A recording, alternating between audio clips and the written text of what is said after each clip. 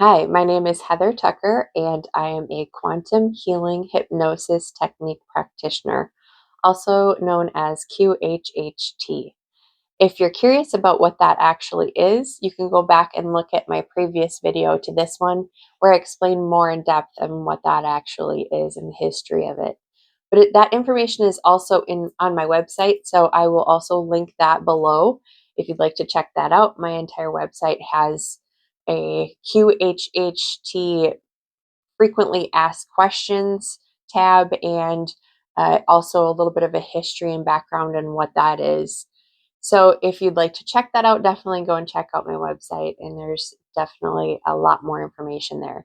Today, I'm just diving into some of the metaphysical healing aspects that are often tied into sessions that we have with people. So I'm going to explain a little bit of what that actually is, and then I'll also explain what that typically looks like in a session. So if you like my content, give me a thumbs up, give me a follow. I'll be going over more of these different interesting techniques and things that go into sessions to help people moving forward in life and becoming unstuck, right? So that's the goal here, is to help people move forward in the healthiest way possible. So the basis of the metaphysical healing, it's a tool for investigating and working to help people through their healing process in the best way possible. These concepts are more inclusive of the physical, mental, emotional, and spiritual aspects of the entire being. So versus just looking at, say, when you go to the doctor, typically a regular doctor, medical doctor, they'll look at the symptoms that you're experiencing, but they don't ever tie it back to any kind of emotions. So metaphysical healing does that. It looks at what is the entire being, what are they experiencing in life, what is in their past, whether it be recent or way back, maybe even past life, and it addresses those as a whole. So it's a way to decode ailments and diseases. These concepts date back to, I believe, the late 60s, early 70s. And one of the first people that I actually learned from when I started all of this was Louise Hay. She is very well known for her book called Heal Your Body. So if you ever want to check that out, it's a really good book. It breaks down a lot of these concepts that I'm talking about today. But another really good book that I really love that I just got was Ailments and Diseases by Jacques Martel. This has everything, but I'll explain more a little bit about what that all is. So many ailments can manifest in our body due to trapped emotions, and such as anger, disappointment, lack of love, or somehow being stuck in life. So those can then manifest into dis-ease or disease, is what we normally call it. Metaphysical healing helps us to have the awareness of where that's coming from and getting to the root of it. So it's an awareness of the laws that regulate the links between the thoughts, emotions, or other physical parts of the body that leads us to experience ailments and diseases. So what does that really mean? It's looking at everything. It's looking at how are our current circumstances affecting us? How has our past affected us? Where did we not feel loved maybe as a child? Where are we feeling stuck in life right now? It's having that awareness that's key to addressing the root of the problem. So in sessions, we're doing an interview before we actually dive in and do the hypnosis portion or trance portion of the healing. And what we're actually doing in that time is making some of these connections, or at least I do. And what those connections can help me do is maybe add to your questions. So when people come in, they do an interview portion with me. We find out what is bothering them, where they're feeling stuck, what they're wanting answers to, what symptoms they're experiencing in health-related issues. And then we are maybe forming the questions a little bit differently, or I may be adding to them because of something that I may see connected to these things. So I always bring Louise Hay's book with me to any sessions.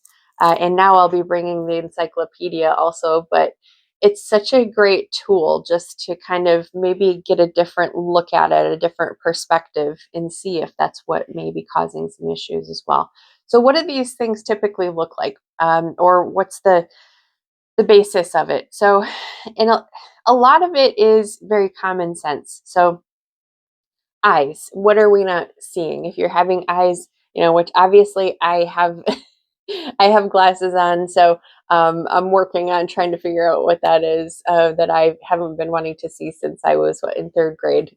But that can be tied to what are you not wanting to see in life? What are you trying to block out? Your ears, what are you not wanting to hear if you have hearing issues? I know a practitioner friend of mine, he did a session with a gentleman and he had hearing problems, and it was because his wife was too much of a nag. That is his words, not mine, but that was the issue. He did not want to hear his wife, so he literally shut off his hearing. What else? Throat is often tied to communication problems. So what are we not expressing in the best way possible, and how can we change that?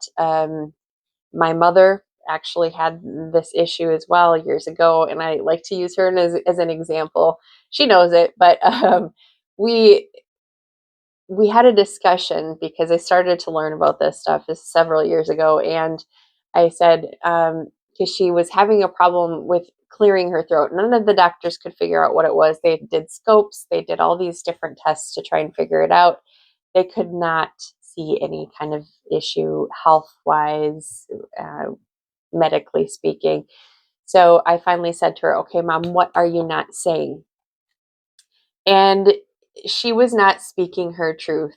And when she was, it wasn't in the best way possible. So we had that discussion. She tried to adjust that a little bit, and the throat issue went away. That was all it was.